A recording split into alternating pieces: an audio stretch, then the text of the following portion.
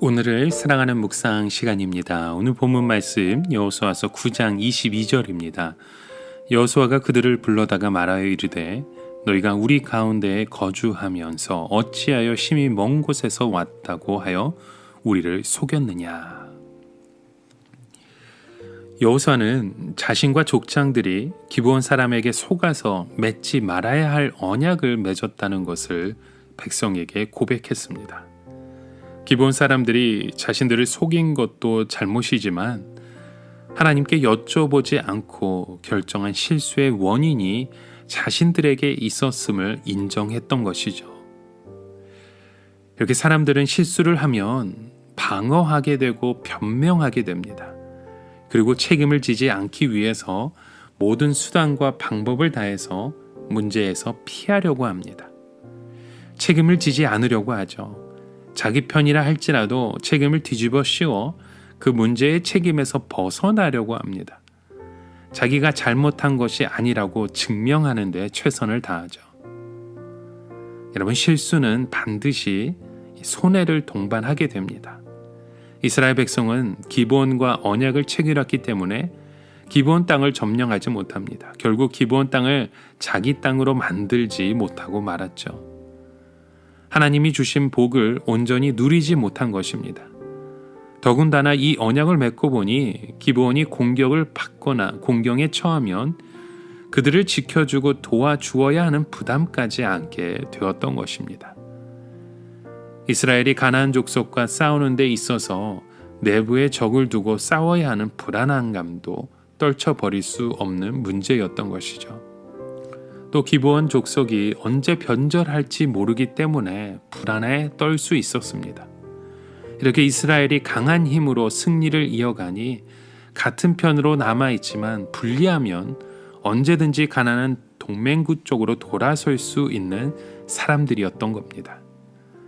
그들이 거주하는 땅은 가나안 땅의 남북과 연결하는 중간에 위치하고 있었기 때문에 이스라엘 백성이 가나안과의 전쟁에서 전략과 작전을 펼치는 데 매우 중요했던 곳입니다.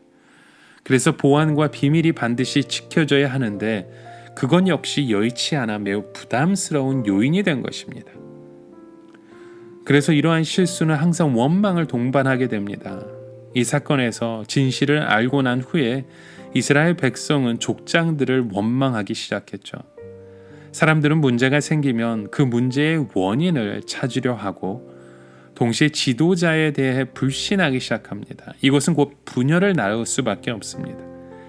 기브온 족속이 거짓말한 것이니까 그들을 공격해서 섬멸하자는 의견과 하나님의 이름으로 맹세했는데 그렇게 할 수 없다는 의견으로 나누어지면서 내부의 갈등이 심해지게 되었습니다.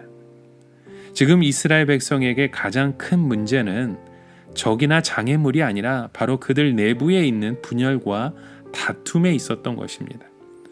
모든 전쟁의 패배 요인을 분석하는 자료를 보면 그 패배의 가장 큰 원인은 다툼과 불신으로 내부가 분열되는 것을 설명하고 있습니다.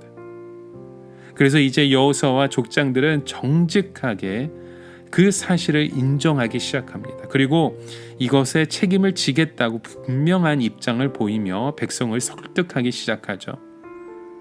실수했을 때 정직하게 인정하고 받아들이면 손해는 보지만 본질적인 그 어려움을 겪지는 않습니다.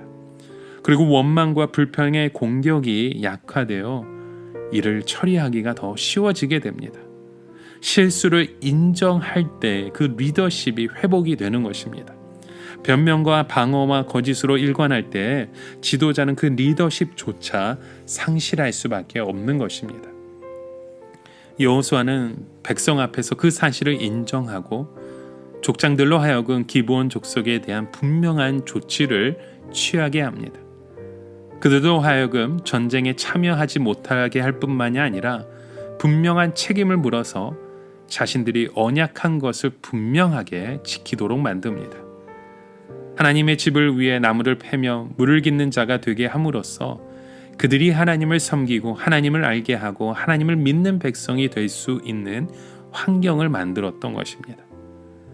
훗날 기브온 백성은 이스라엘이 잘못된 길을 걸을 때에도 성전에 머물러 있었고 다윗과 솔로몬 곁에서 충성을 다했으며 느헤미야가 성을 건축할 때도 함께 참여했었습니다.